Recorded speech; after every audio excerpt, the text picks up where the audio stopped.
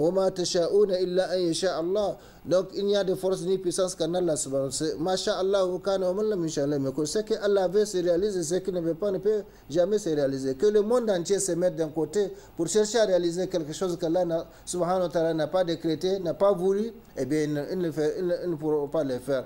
De même, si ils se mettent d'un côté pour donc empêcher quelque chose qu'Allah subhanahu wa ta'ala a décidé de faire, eh bien ils ne pourront pas le faire, comme le prophète sallallahu alayhi wa sallam l'a dit à Ibn Abbas. Sache que si toute la communauté conjuguait ses efforts pour te faire profiter d'une chose, eh bien tu n'en profiteras que si Allah l'a décrété tel à ton encontre. C'est-à-dire tel que si Allah l'a décrété pour toi, eh bien ils pourront le faire. Les élections, tu peux battre campagne pour que les gens t'aiment, pour que les gens votent pour toi. Mais Allah subhanahu wa ta'ala, s'il n'a pas décidé que tu sois président, que tu sois député, que tu sois ceci ou cela, tu ne le deviendras jamais dans ce monde.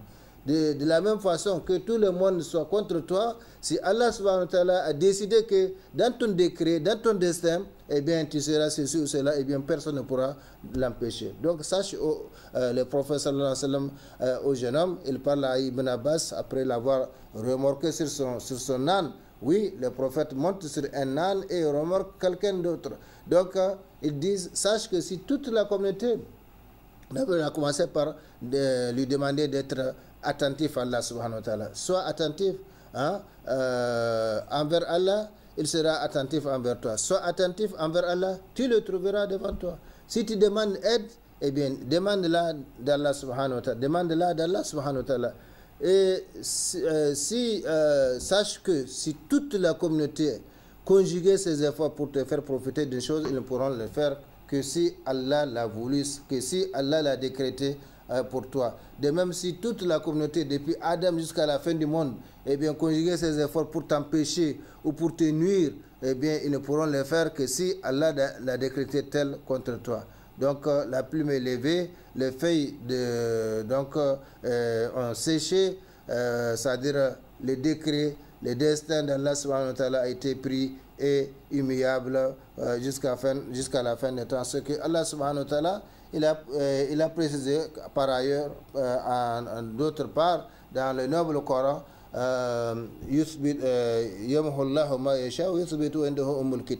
Allah subhanahu wa ta'ala, de ces décrets-là, que personne ne connaît, ni ange, ni ami rapproché, c'est-à-dire ça, eh bien, il n'y a que Allah subhanahu wa ta'ala qui les connaît. Ces desseins ne connus que d'Allah subhanahu wa ta'ala. Et tout ce que nous pouvons faire, nous, c'est invoquer Allah subhanahu wa ta'ala. Demander à Allah subhanahu wa ta'ala de nous guider. C'est pourquoi il nous fait dire chaque jour, à travers nos différentes unités de prière, Ihdina sirat al-mustaqim, sirat al-ladhina an'amta alayhim, ghayr al-maghdubi alayhim wa lad-dallin.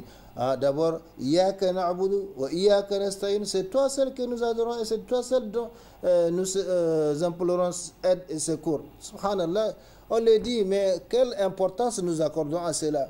Quelle présence nous accordons à cette parole, à ces versets que nous adressons à Allah subhanahu wa ta'ala? C'est toi seul que nous adorons et c'est de toi seul que nous implorons aide et secours. Où sommes-nous quand il y a un problème? Où sommes-nous quand il y a une maladie? Où sommes-nous quand il y a quelque chose qui ne va pas? À qui on va penser? À Allah subhanahu wa ta'ala ou aux créatures? Il n'est pas interdit de penser aux créatures, mais il faut tout d'abord penser à Allah subhanahu wa ta'ala.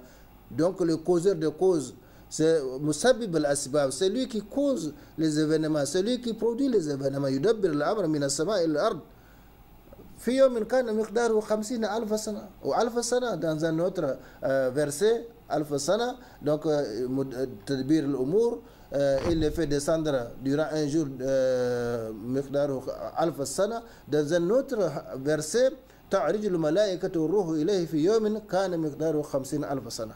Donc les anges montent et redescendent avec ses ordres pendant une journée ou un jour dont la durée est égale à 50,000 ans.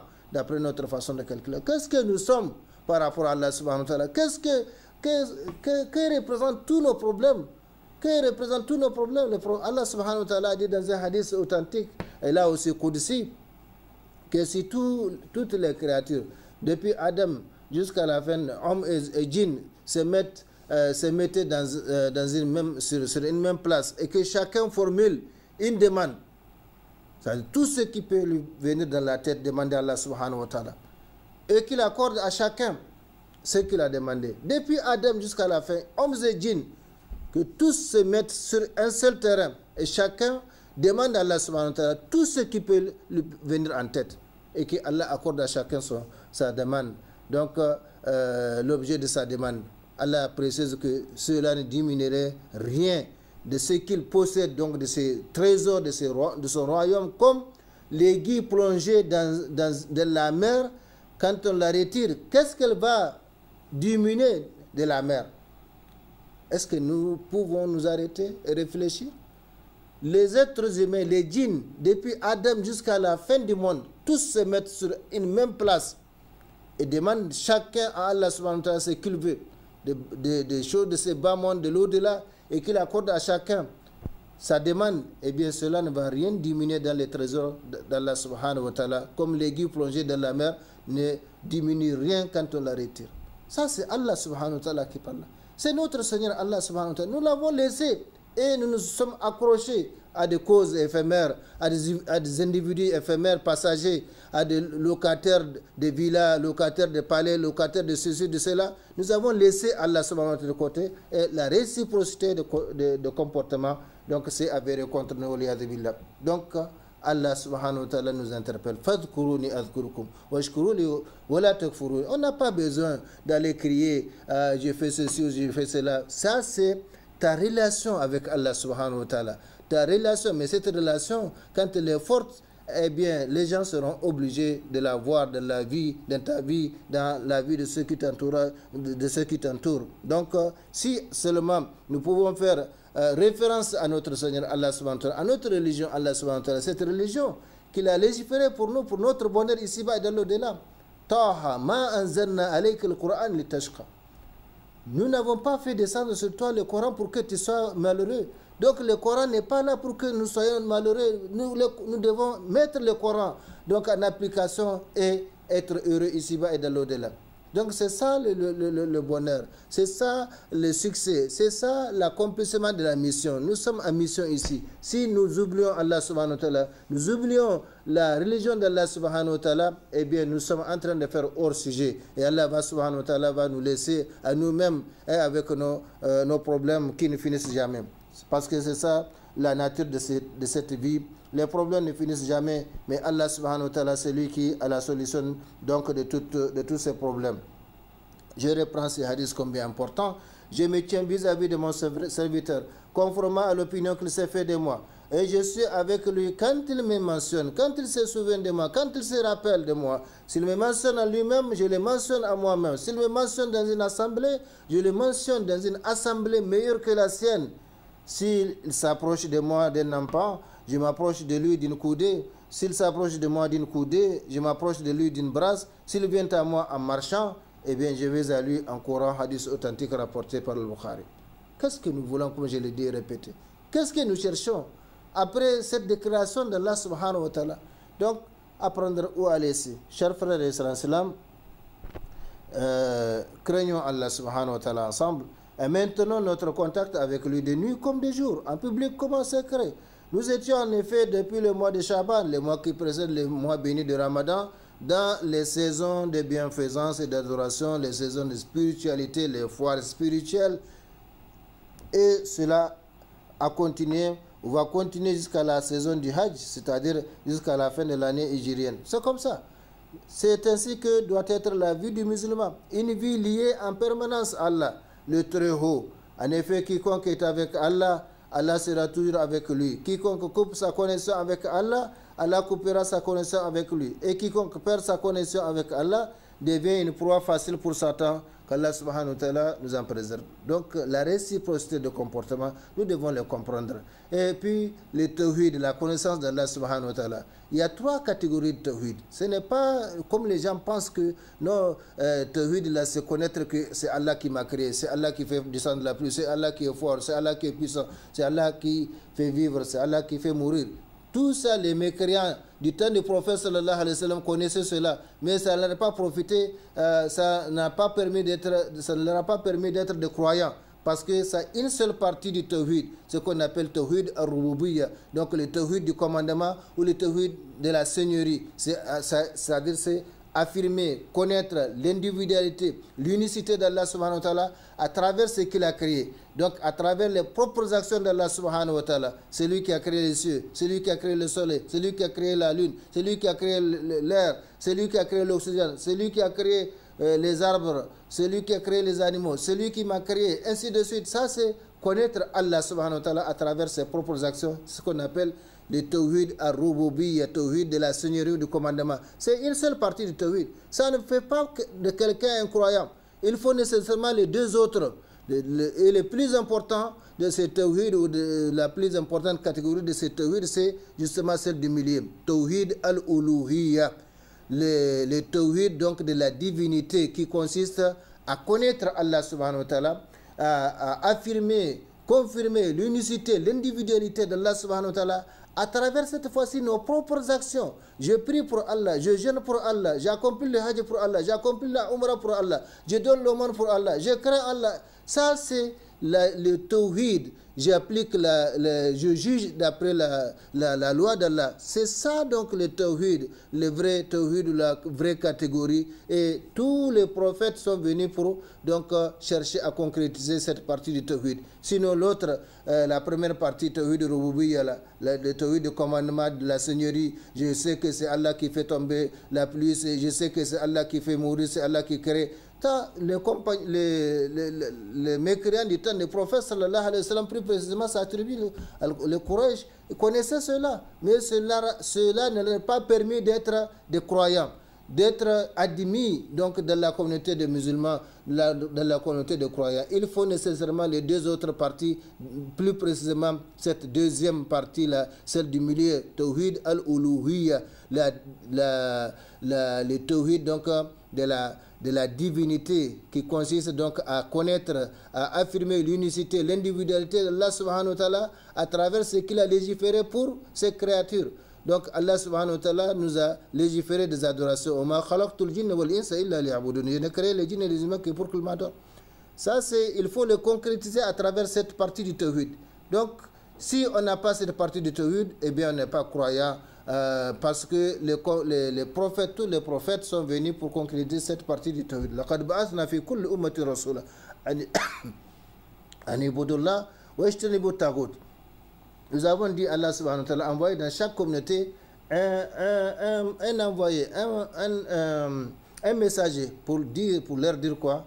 Adorer Allah, parce que vous n'avez pas d'autres divinités dignes d'adoration en dehors de lui. C'est ça le sens de la ilaha illallah Muhammadur Rasulullah. Pas de point de divinité digne d'adoration hormis Allah et Muhammad et son messager. Ça c'est au temps de Muhammad sallallahu alayhi wa sallam.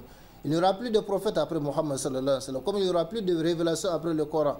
Donc au temps de Moussa on dit la ilaha illallah Moussa Rasulullah. Au temps de Isa on dit la ilaha illallah Isa Rasulullah, ainsi de suite. Donc la dernière forme la dernière législation, la dernière constitution divine que nous avons aujourd'hui, c'est celle du Coran. Et ce Coran-là, aujourd'hui, ce sont des savants, comme Allah subhanahu wa ta'ala l'a dit d'ailleurs, innama yakhsha Allah min ibadihi al-ulama. C'est seulement les savants qui craignent Allah parce qu'ils connaissent ce qu'ils voient dans le Coran, ils savent que c'est la vérité émanant d'Allah subhanahu wa ta'ala. Donc, chers frères et sœurs, le temps consacré à cette émission tire à sa fin. C'est un thème très important sur lequel on peut s'appesantir. On peut s'appesantir pour vraiment le développer, pour que les gens comprennent que nos problèmes ne sont rien à côté de ce qui est auprès d'Allah subhanahu wa ta'ala. Nous ne sommes rien à côté d'Allah subhanahu wa ta'ala. Qu'est-ce que l'être humain? Qu'est-ce que sa vie? 60 ans, 70 ans, 100 ans, ça ne fait même pas quelques minutes ou quelques heures auprès d'Allah subhanahu wa ta'ala. Un seul jour auprès de ton Seigneur, c'est comme 1000 ans. Ça veut dire que depuis l'avènement de Muhammad sallallahu alayhi wa sallam jusqu'à aujourd'hui, nous n'avons pas encore 2 jours auprès d'Allah subhanahu wa ta'ala. C'est-à-dire 48 heures auprès d'Allah subhanahu wa ta'ala, parce que nous sommes à 1446. Donc ça ne fait même pas un jour et demi auprès d'Allah subhanahu wa ta'ala. Donc soyez humbles, soyez humbles, soyez humbles. Vous n'êtes rien, nous ne sommes rien par rapport à Allah subhanahu wa ta'ala. Innama amruhu idha arada shay'an أي شيء إذا أراده سبحانه وتعالى أن يقول له كن فيكون. Et son ordre ne souffre pas de changement. Et son commandement consiste quand il veut une chose, soit et la chose est. Il veut élever quelqu'un, soit il est élevé. Il veut abaisser quelqu'un, soit il est abaissé. Ainsi de suite. قل اللهم مالك الملك تؤتي الملك من تشاء وتنزع الملك من تشاء تعز من تشاء وتذل من تشاء بيدك الخير إنك على كل شيء قدير. Nous les lisons, ou en tout cas on les entend, si encore on s'intéresse un peu à la religion. Subhanallah, Allah subhanahu wa ta'ala, comme je l'ai dit, il ne nous a pas créé et placé sur cette terre pour que nous soyons malheureux. Il veut que nous restions connectés à lui. Et ce qu'il décide pour nous ici-bas et ce qu'il nous donne dans l'au-delà, tout est dans sa main. Donc, tout est en fonction de nos comportements. En fonction de nos comportements, comme il l'a dit dans la sourate Al-Baqarah, les épreuves, ça ne manque pas. Mais le retour, il faut savoir où retourner, où se réfugier, où chercher la solution. Comme je l'ai dit et répété, il n'est pas interdit de chercher l'aide de créatures, mais avant de chercher l'aide de créatures, mettons notre confiance en Allah subhanahu wa ta'ala. Cherchons la solution qui est auprès d'Allah subhanahu wa ta'ala. Parce que Allah, lui, il connaît les tenants et les aboutissants de toutes choses. Donc, il connaît nos ennemis visibles et invisibles. Il connaît ce que cache le cœur et les poitrines. Donc, Allah subhanahu wa ta'ala ne trompe pas. Allah subhanahu wa ta'ala ne trahit pas. Allah subhanahu wa ta'ala ne déçoit pas le serviteur, le croyant qui met sa confiance en lui, qui se confie à lui, qui demande son aide, son assistance.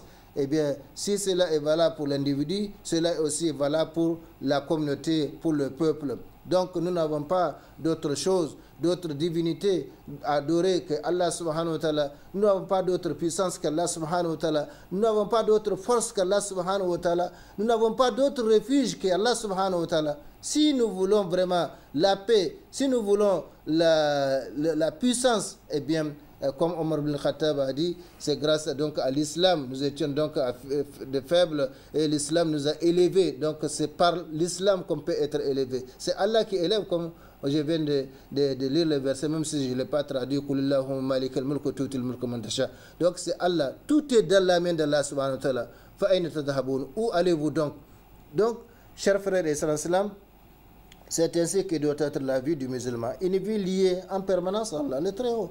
En effet, quiconque est avec Allah, Allah sera toujours avec lui. Quiconque coupe sa connexion avec Allah, Allah coupera sa connexion avec lui. Et quiconque perd sa connexion avec Allah devient une proie facile pour Satan. Qu'Allah subhanahu wa ta'ala nous en préserve. Chers frères et sœurs, les versets cités si haut et les hadiths sacrés nous enseignent l'un des principes fondamentaux de l'islam qui résume en fait toute la vie et la religion de l'homme.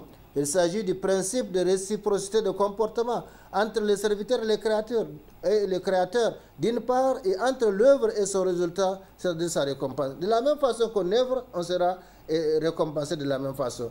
Construire une maison pour Allah sur cette terre, Allah va construire donc une maison pour les serviteurs de l'au-delà. Se connecter à Allah, Allah va se connecter à nous. Donc ne soyez pas comme ceux qui ont oublié Allah. L'oubli peut être temporaire ou définitif et Allah leur a fait oublier leur propre personne. Donc les principes de réciprocité, de comportement entre les serviteurs et les créateurs, d'une part, et entre l'œuvre et son résultat. Autrement dit, Allah se comporte envers les serviteurs comme ce dernier se comporte envers lui, et la récompense de toute œuvre est à la fois identique et proportionnelle à cette œuvre.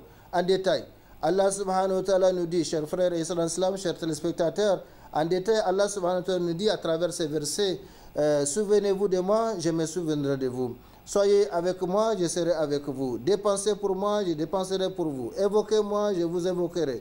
Secourez-moi, je vous secourrai.